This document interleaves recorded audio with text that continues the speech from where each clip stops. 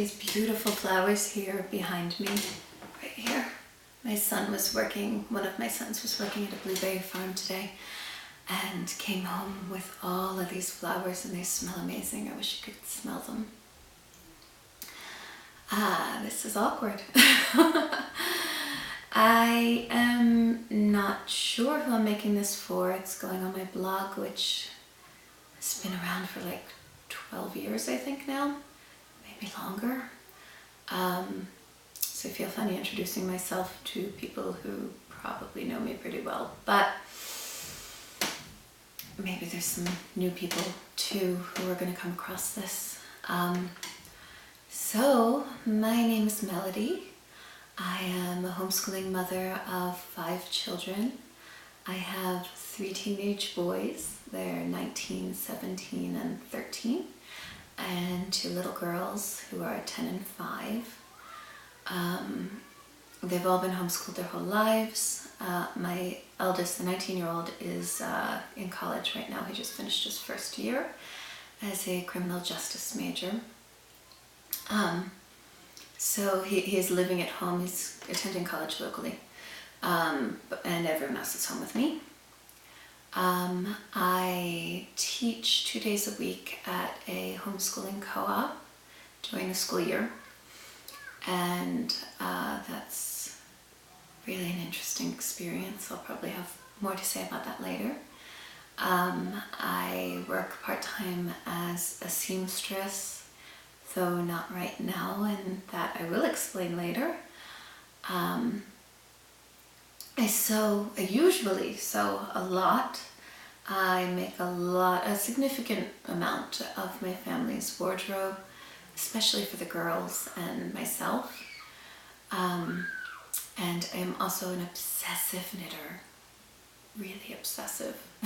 I dabble in crochet a little bit, but I mostly make curly yarn after I pull things back out. That's my specialty in crochet. But knitting, I was walking down the hall one day carrying a bunch of books and a bunch of things, and someone said to me, "Melody, I don't know if you know or care, but there's kind of a trail of yarn following you." And I told her that was pretty much my default state, which is true. Yeah, love to knit, love gardens. We have a little homestead. We grow a lot of food. I'm scaling way back this year for various reasons, which you'll understand eventually, I'd imagine. But usually we grow a whole lot of food, and we have chickens. We keep chickens. Currently we have a flock of 20. Yeah, we heat our house with wood. What else about the house? I don't know. Yeah, we're avid do-it-yourselfers, do a lot of home improvements, building furniture, building all sorts of things. Yeah, we basically make a lot. We make a lot of stuff. So for homeschooling, philosophy-wise, I found over the years there's kind of a trajectory in our home where I start off really pretty strictly Waldorf with tiny ones. In the first few years it stays that way, and then it kind of slowly shifts and morphs into more of a Charlotte Mason sort of approach, which as they get even older and on into like late middle school, early high school, becomes more eclectic.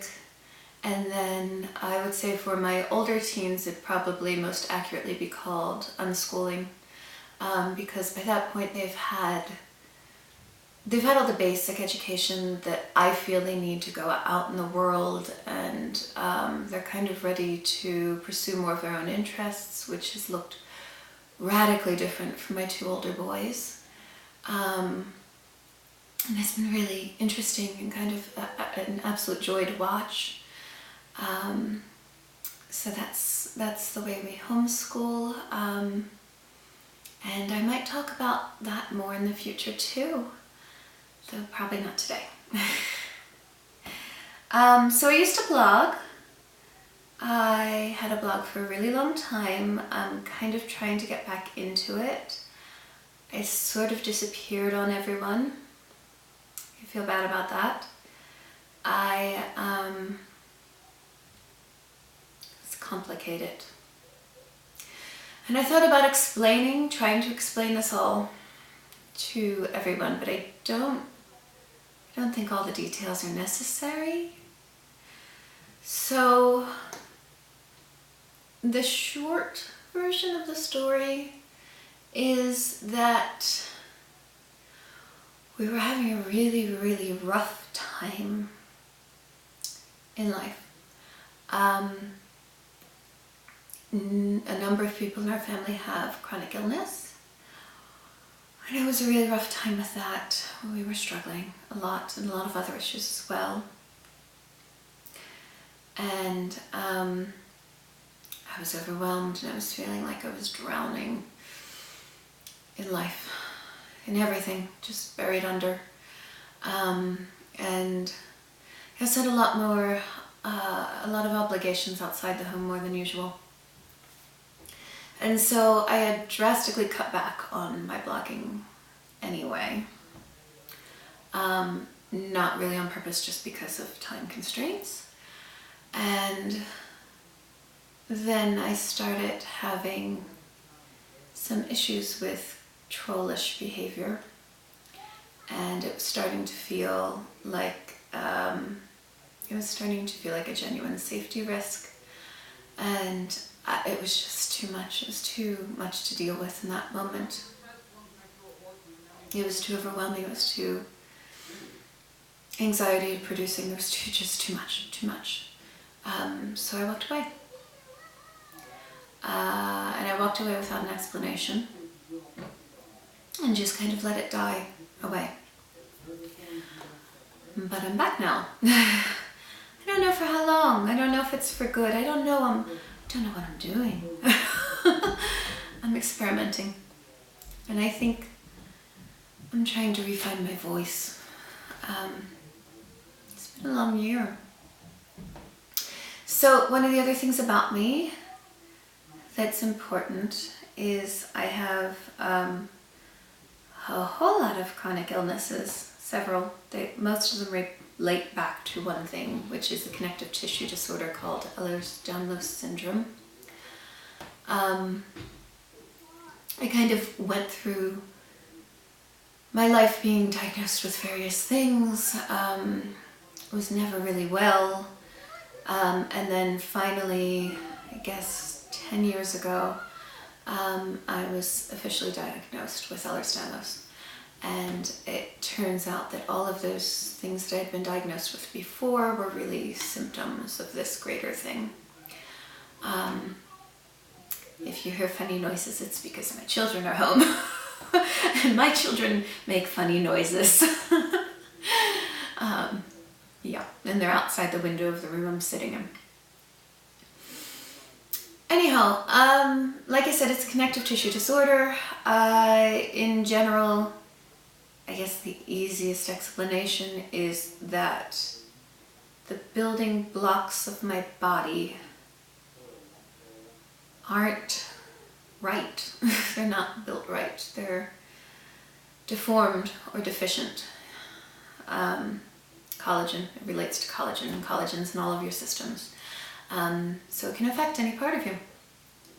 And what it means on a day-to-day basis for me is that I'm very tired. I don't think I've never known what it is to wake up and feel rested in the morning, at least not in my adult life. Maybe when I was a kid, I don't know. If so, I don't remember. But every morning, waking up and convincing myself to get out of bed is a real thing. It's hard. I have a lot of pain, a lot of chronic pain. I have, other secondary to that, I have something called POTS, postural orthostatic tachycardic syndrome, which is a really funny abbreviation, POTS. Don't we all have pots in the kitchen to cook with? Yeah. Likely suspected mast cell activation, complex migraines, ocular migraines, a whole bunch of things. Fibromyalgia, chronic fatigue. I generally don't remember. It's too much. It's too much. Can't remember it all. Doesn't matter.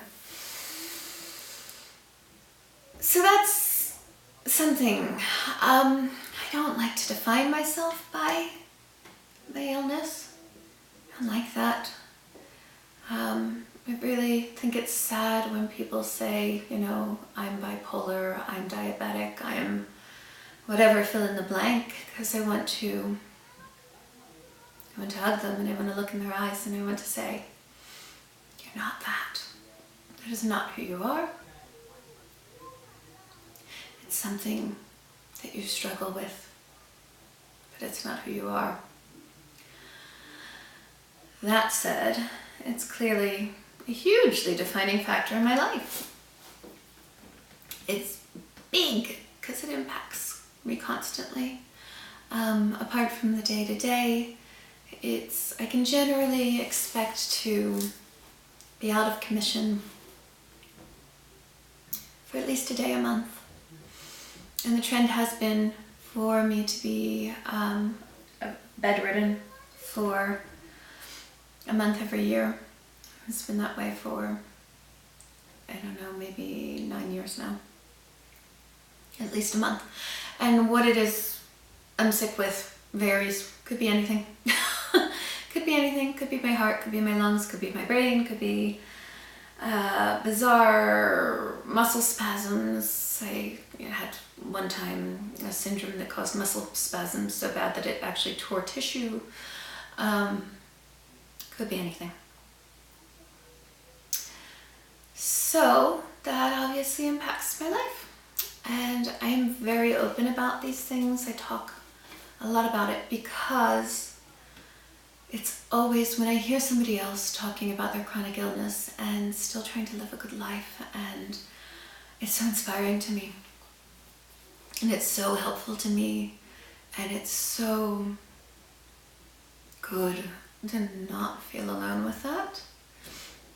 And it gives me hope for my children, some of whom also have chronic illness, that there can be examples out there for them as well. And so I share, because if there's just one person out there that hears me talk and feels like, okay, I can make it through the day, then it's worth talking. It's worth sharing. That said, I also have to use some care because, as I said, we have multiple people in the household with chronic illness, and not everybody's as comfortable with sharing that publicly, the details of that, and I have to respect my family's privacy. But me, I'm an open book. I probably won't talk much about them, but if you have questions for me, I am here. So, I don't want this to be all doom and gloom, but I feel like I can't explain without that.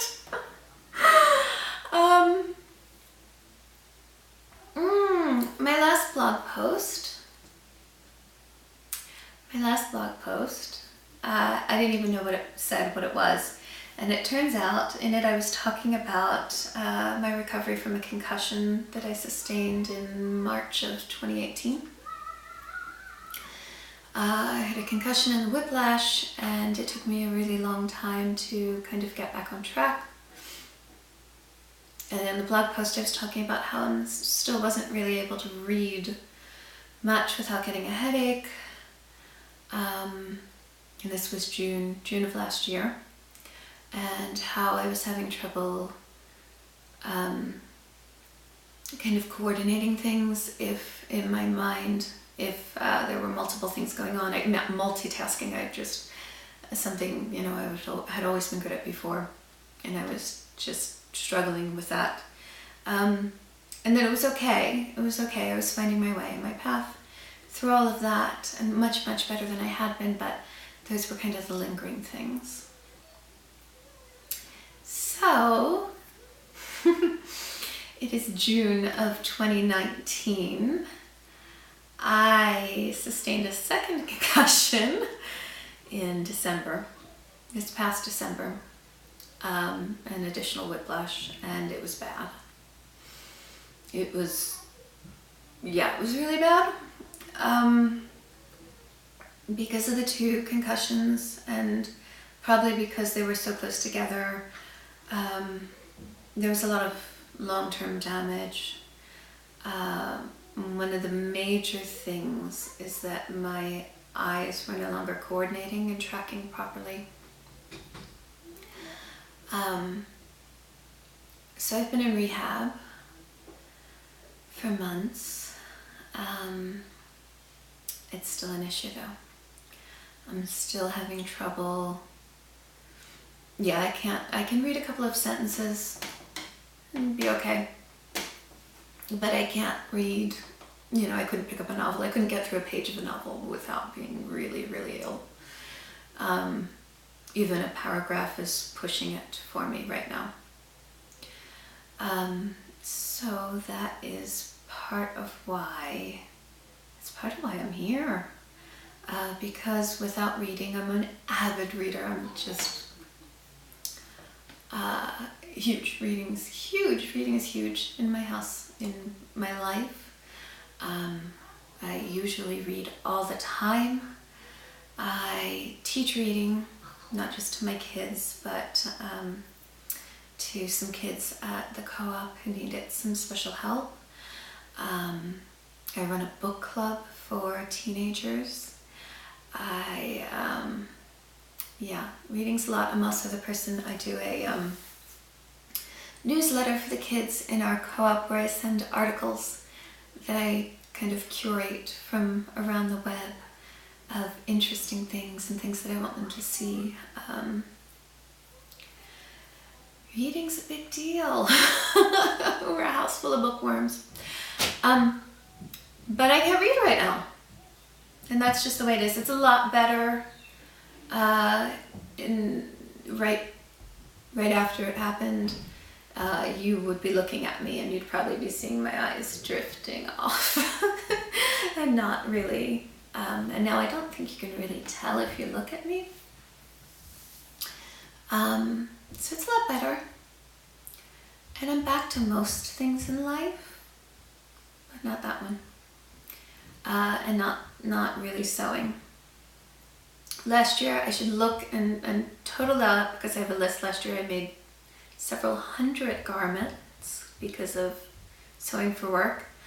This year I've made sewn two. I sewed my 10-year-old daughter Mari a dress for Easter, and I sewed Serafina a dress for her 5th birthday.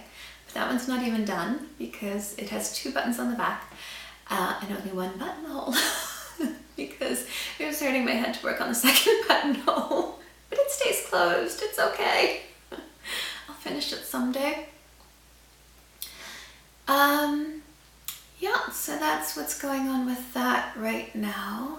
And yeah, one of the reasons I'm here, as I was saying, and I think I got sidetracked, is that with not reading, I have kind of gotten into podcasts a little bit, and I think that's where the inspiration here is, because this is a better medium for me right now than taking a bunch of pictures and having to edit pictures and trying to write and be on the computer. Being on the computer for a long time is hard too. And, you know, wanting to reread what I've written and edit it and, you know, think about it that way. This is just sitting and talking, and I can do that a lot. That's a lot easier. So I thought I'd try it. Don't know where it's going to go from here, but I thought I'd try it. It's never going to be fancy. This is kind of a summer experiment, I think. I think I'm gonna do some videos over the summer and see how I feel about it. It's never gonna be fancy. I guess never say never. Maybe I'll get really into it and want to do things, do more things, and edit videos and have a theme song and splice in pictures and all that stuff. I don't think so. I don't have the equipment. I don't have the time or the energy or really the desire. So I think you kind of just get what you get. Sorry, it's just me. Sorry. Yeah. So, but in the future when I do videos, I think they're gonna be